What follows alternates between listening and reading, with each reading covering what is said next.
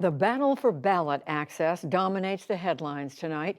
President Biden has condemned Republicans in charge of state governments that are imposing restrictions. It was that sort of bill that prompted Democratic lawmakers to walk out of the Texas legislature on Monday. After traveling to Washington, they pushed today for voting protections.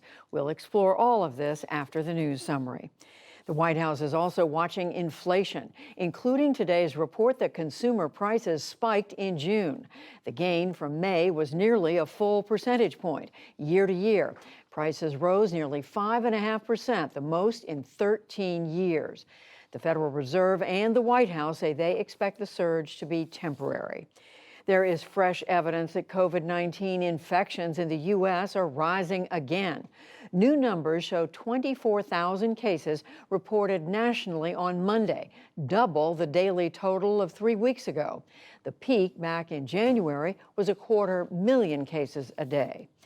A fire swept through a COVID hospital ward in Iraq overnight. The state news agency says 92 people were killed in Nasiriyah, with more than 100 injured. Nick Schifrin reports.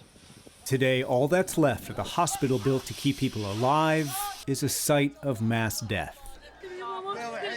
Dozens of families lost loved ones. Their caskets became a solemn procession.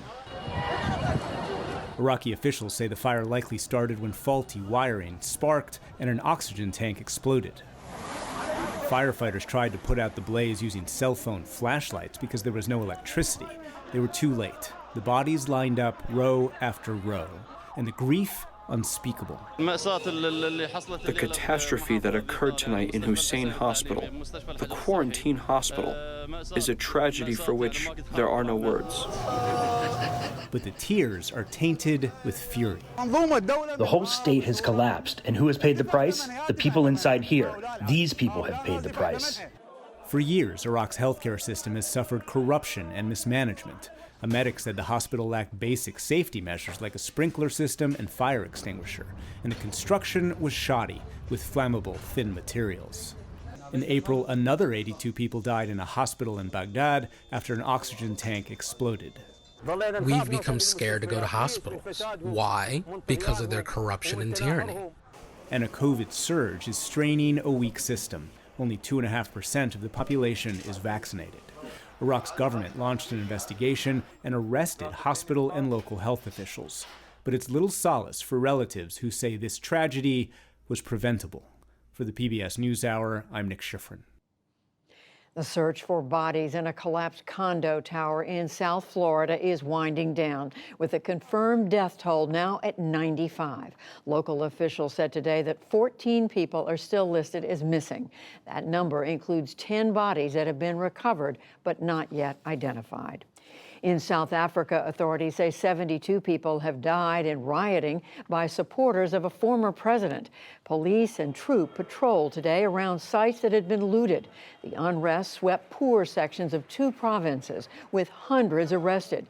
It started after Jacob Zuma was jailed last week. He had refused to testify about corruption during his time as president.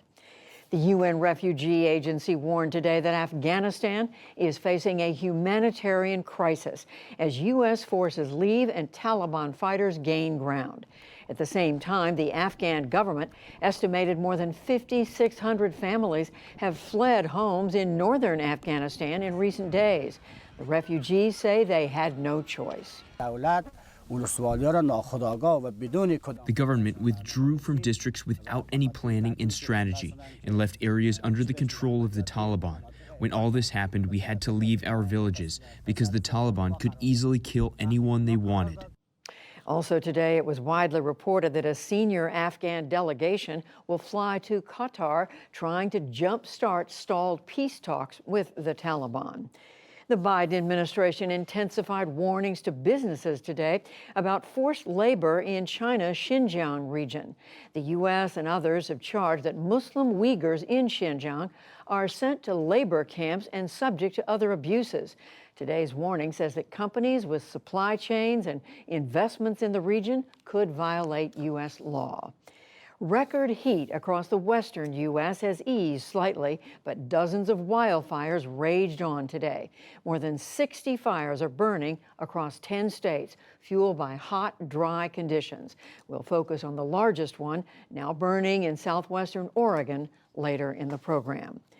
President Biden is nominating the former health commissioner of West Virginia to be the nation's top official in the fight against illegal drugs.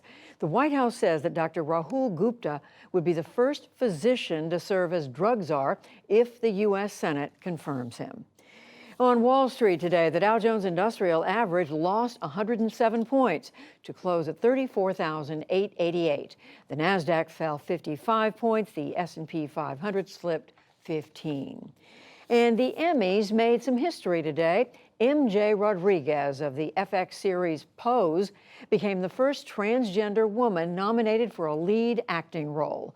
Overall, The Crown on Netflix and The Mandalorian on Disney Plus tied with 24 nominations apiece. Winners will be announced in September. Still to come on the NewsHour, on the ground as the West fights raging wildfires. A new book uncovers turmoil and chaos in the Trump White House. We explore the U.S. increasingly unequal child care system. Plus, a new exhibit displays one artist's interrogation of the Confederate flag.